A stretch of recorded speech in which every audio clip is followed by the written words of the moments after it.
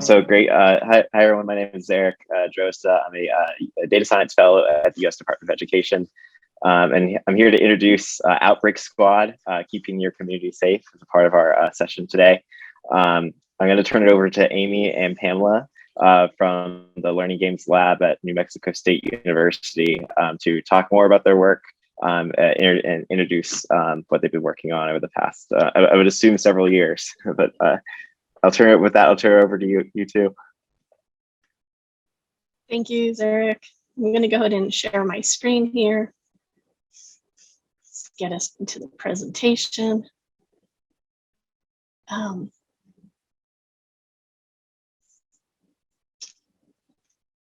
see.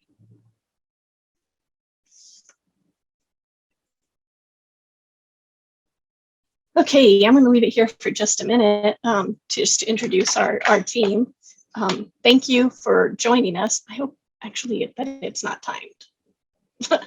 So I might have to pull it back, but I'm Pamela Martinez. I'm from New Mexico State University's Innovative Media Research and Extension Department.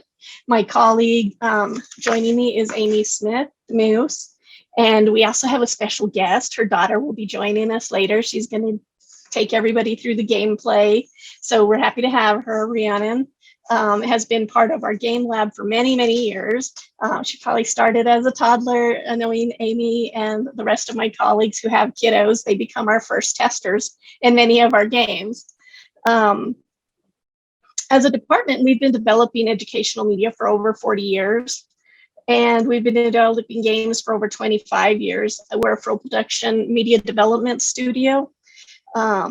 Everything that we create is created by professionals. Our content is research-based, and we're almost entirely grant funded. We also are part of the Learning Games Lab, and it serves as a research space, and it helps us evaluate our products throughout the year. And we test with various audiences, and we have youth participants in the summer that usually carry over into our yearly sessions. And so they become year-round testers for us. I'm going to try to not keep you too much in the presentation so that we can get to the gameplay part of it, but feel free to put your questions in chat, make comments. Feel free to stop us. I think we have enough time to kind of get through this. And I just want to say thank you for having us. Educators are near and dear to my heart. My father spent 40 years in education in a couple of districts in New Mexico with underrepresented students. And I know what it's like. I know what teachers give to their classrooms, you know, heart, soul, funds, everything. And you do it with very limited funds. And so anytime that we can help enhance your teaching, you know, it makes me feel good that we're a part of the educational process in some way. So thank you for having us. So this is just a look at our game lab and our production specialists. They're in creating games. We have some testing sessions going on and a couple of picks there. And the game we're here to talk about is the Outbreak Squad. And Outbreak Squad, it was actually a game that was created for food safety. But as we started creating the game, we realized that there was a really big civic component to it. And so the game actually teaches, well, maybe I should back up and talk a little bit. It's part of the Outbreaks. The Outbreak Squad is part of a USDA NIFA funded grant. It's in partnership with the University of Tennessee. Got to give credit where credit is due. And it's still somewhat in development in that we don't have our lesson guides up and we're still in testing. But the players will gain a better understanding of government resources and how they inform health policy, cause and effects and mitigations of foodborne outbreaks, and careers that support our community when outbreaks happen. Let me adjust my screen here.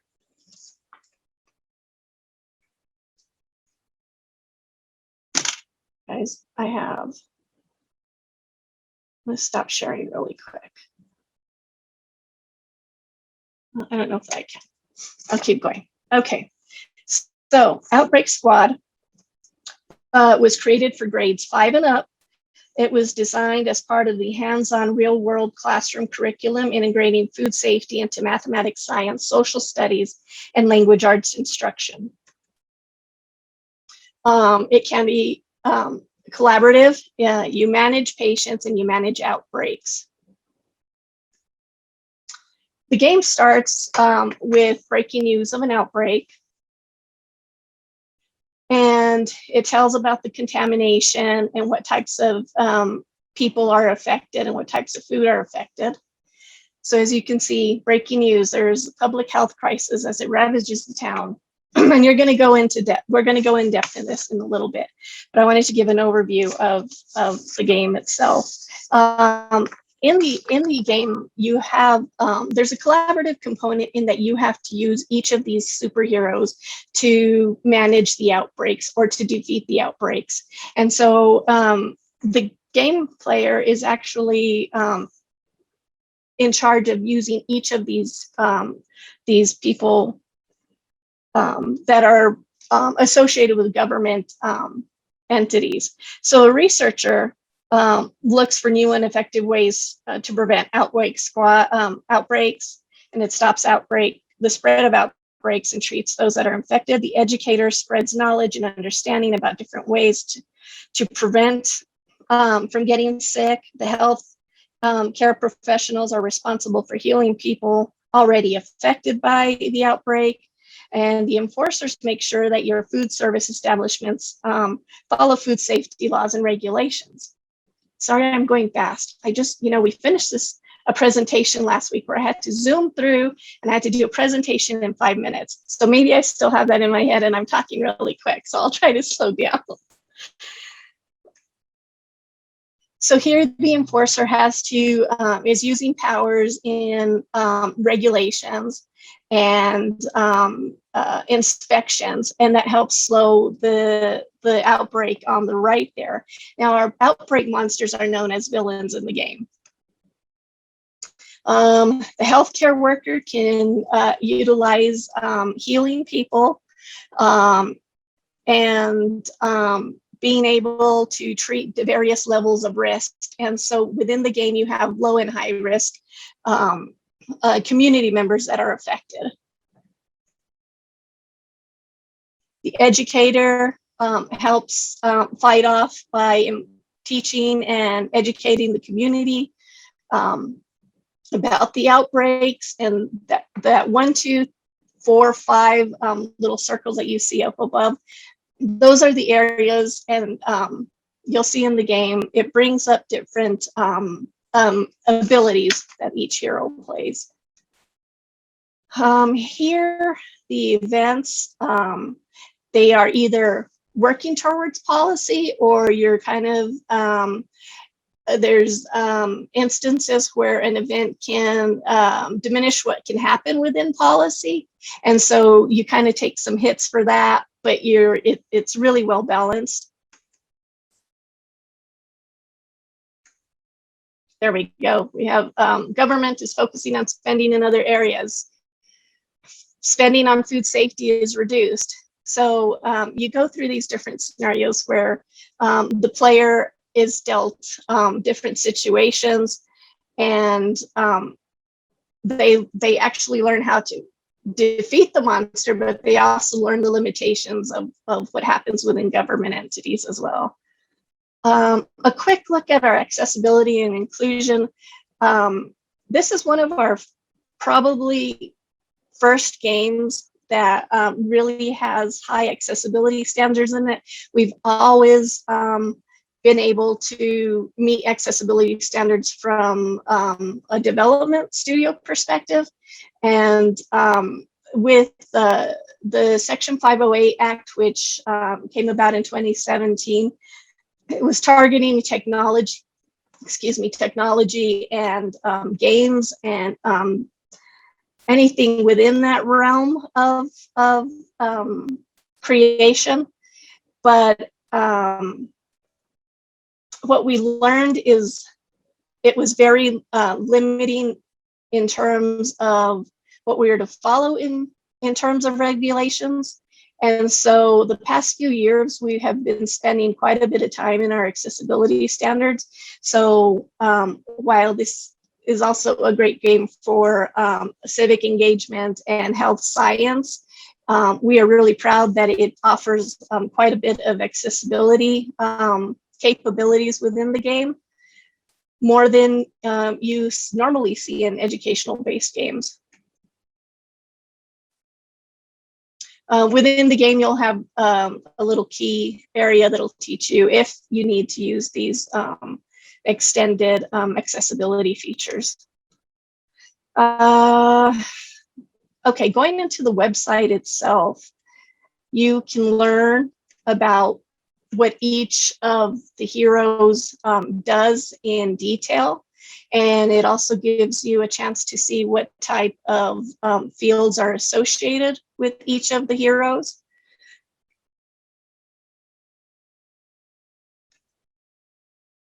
And the outbreaks themselves were actually created or based on actual food-borne outbreaks that happened around the United States. So you can go in and learn about real world situations that the villains are based off of.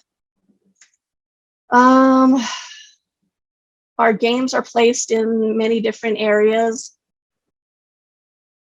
As you can see there, we have several distribution sites. Just a quick overview of our games. We do a lot of work in food safety, agriculture. We've done a really large suite in math education called Math Snacks. And we do everything from K-12 to higher education. And just to give you an overview, we had 1.8 million views, uses, and downloads of our media.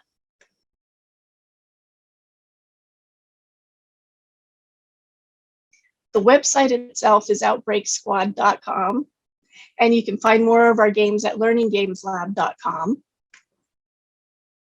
The Outbreak Squad, like I said, is kind of, while we finished the game, we're still very much in the research side of things. So if we have some teachers out there who are willing to test this in their classrooms, we'd be willing to work with you. We have open surveys right now for children up on the website. Talk to us after the session, or put your email in chat, and we'll be willing to work with you. We might be able to provide some incentives there as well. Sorry, I know I flew through that, and I was just trying to get to the good part, because you want to see this in action. You can't really tell how this works until it's in action. So I'm going to turn it over to Amy and Rhiannon. And Amy, please add any information that I may have skimmed over there, because I was trying to get to the fun part. And I'll stop sharing. Okay. Thanks, Pamela. That was a great overview. Thank you, commenters, for talking in the chat. I think we all are seeing some of the commonalities between foodborne outbreaks, which is what Outbreak Squad was designed to teach about, and then other outbreaks, obviously COVID, but also someone mentioned Ebola, and probably outbreaks that are still ahead of us. Are you guys seeing my screen now? Did that sharing work or no? I've got outbreaks. I believe it is, Amy. I can see your mouse moving around. And thank you for catching those key details. Okay, the game was released on the cusp of the pandemic of COVID. And so it did generate a lot of media in the Games for Change world on how to mitigate and deal with high volume community situations in terms of viruses or food outbreaks. Thank you for bringing that up. Is the game showing on your screens? It is. It is. Awesome. Yeah. It's going through, we don't have audio, Amy. but Okay. it is going through the opening screen. So right now you're in level select. Are you hearing the music now? Yes. Awesome. Okay, so I'm gonna hand this over to my game demo partner, who may or may not allow her face to be seen on screen, but her mouse hand is going to come and demo the game for you while I tell you about it. So the learner is introduced to the monster, and then the game explains to them who they get to use as their heroes to fight the monster. And then they have to make a bunch of choices about how to spend their resources. And Here we go. sometimes when kids first start playing the game, they just kind of make random choices, which is fine.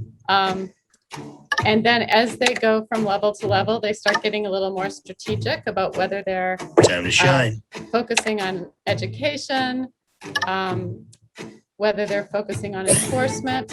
And they also learn that some strategies work better at the beginning of an outbreak, and other strategies work better once the outbreak has already kind of gotten some people sick. So Rhiannon's pretty good at this game, so she managed to protect all her people in the first round. But in the second round, she got 5 people infected. So now healthcare is going to have to really step up to make sure that those people don't get more sick than they already are. Are you ready? But at the same time, you still want to be taking steps with enforcement to make sure that you're pushing the outbreak back.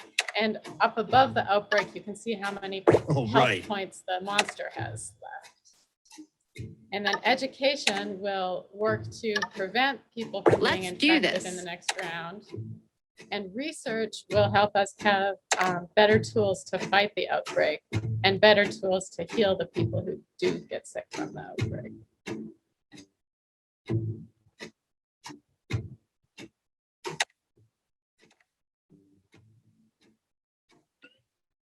Ready? And each of the tools that she's using has a different cost.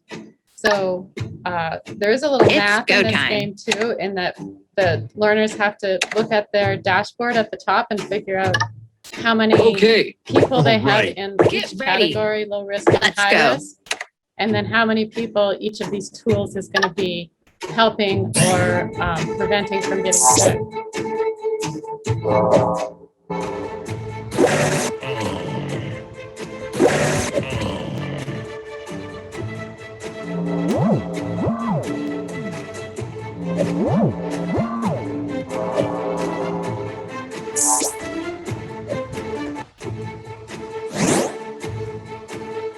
when the outbreak attacks, that's when you see how all the measures that you took worked out for you.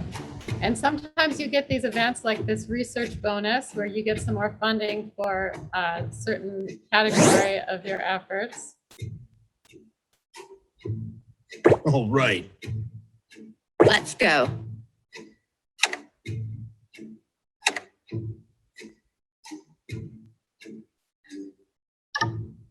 So we're playing on the first level right now, which is fairly easy. You know, it doesn't, you don't get overwhelmed by the outbreak easily on the first level, which helps the learners to kind of get their feet under them and figure out their strategy before they have to deal with a really bad outbreak that starts putting lots of people on that dashboard. And that does remind me that with COVID, we have realized that there is some possible sensitivity with this game. If you have learners who actually had family members who got sick during COVID, this could be a sort of traumatizing part of the gameplay to see those people on the dashboard going from infected to sick to very sick to dead. So that would definitely be something to be aware of. When I demoed this with a group of middle schoolers recently, I went ahead and asked the teacher ahead of time if anyone in the class that she knew of had family members die from COVID, just because I thought it wouldn't be appropriate to play this game if they had.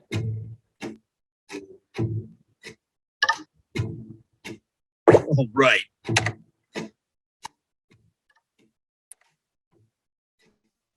Does anyone else have questions about My the game that turn. you'd like to put in chat? I think Pamela is monitoring chat for us.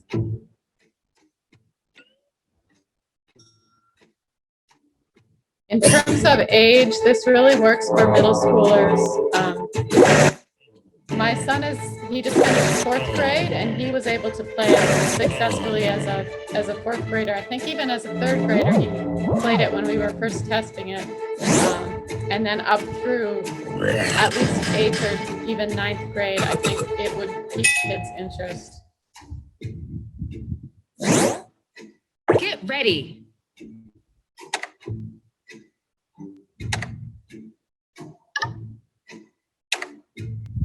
Another thing that we really focused on with the design of the characters in this game Let's do this. was diversity of representation, but It's also go time. to make All right. to have a character in a wheelchair where the wheelchair was sort of integrated into his superhero persona.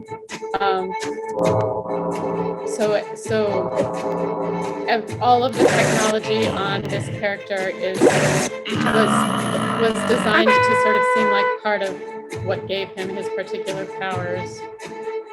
Okay, wow, that was very well timed. You defeated the outbreak just in time for our talk to be over. So thank you, Rhiannon, we appreciate it. Pamela, did you want to say anything else? Oh, you're muted. Yes, I am muted. I think we can open it up to chat. And I think there was a question already from Bert Snow. He asked, what are your goals for the top takeaways for students playing the game?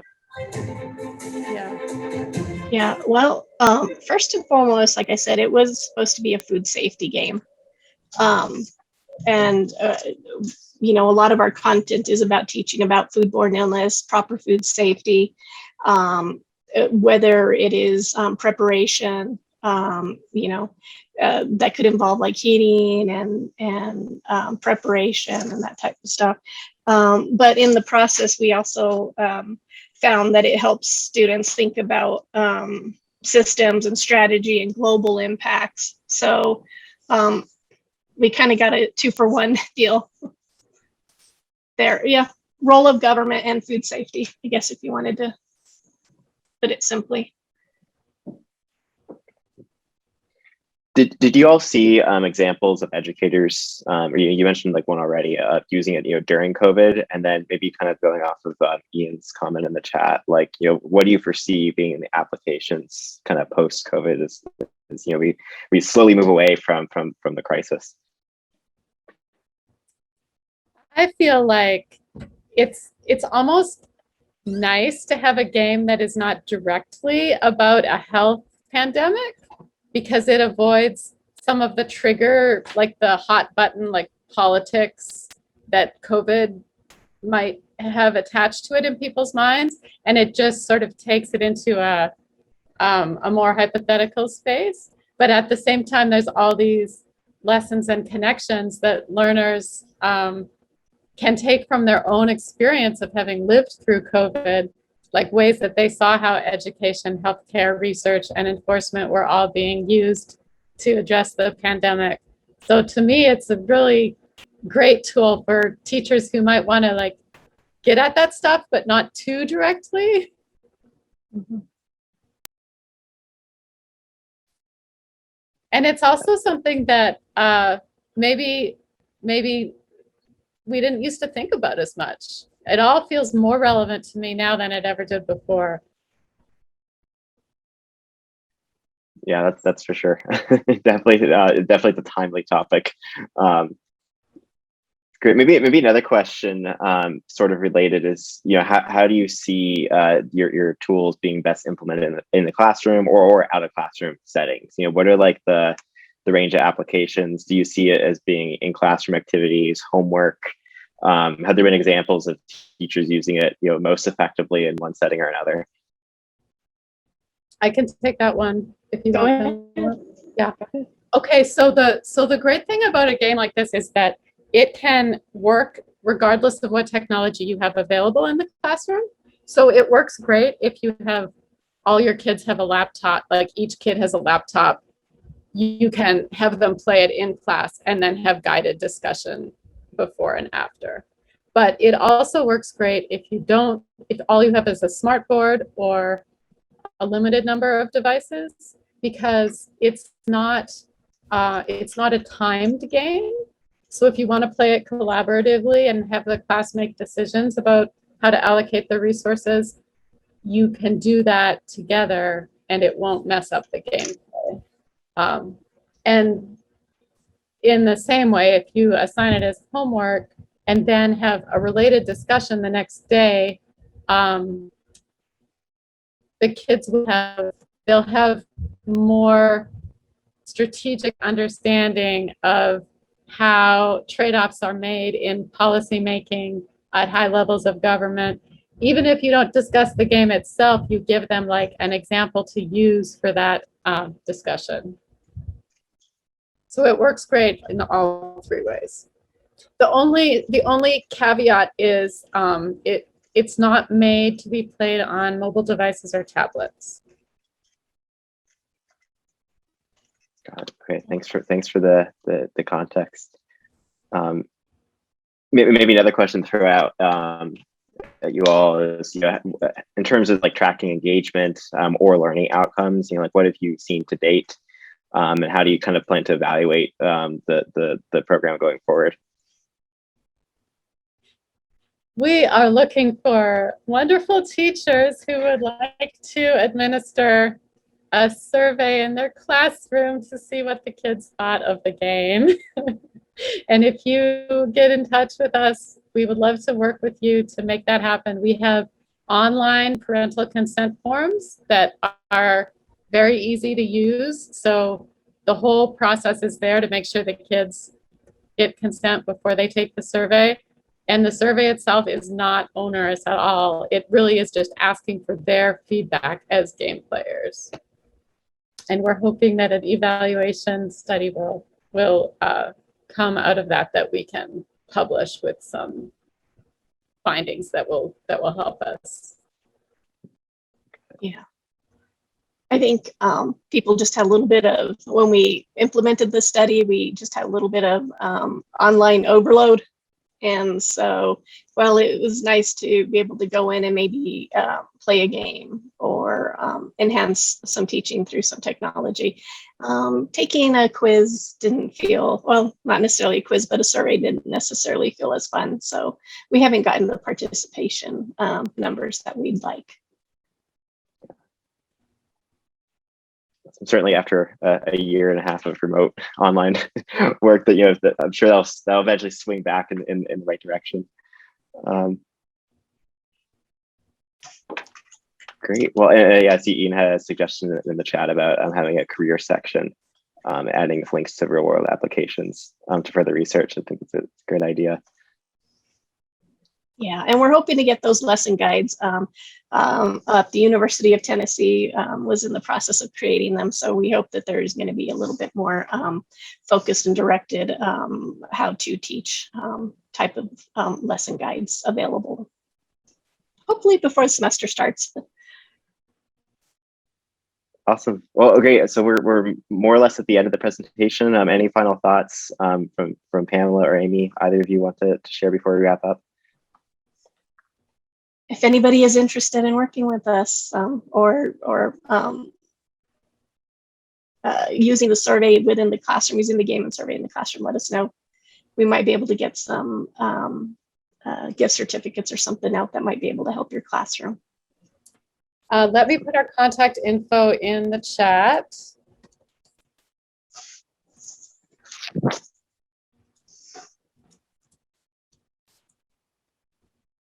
Did I get that right? Yeah.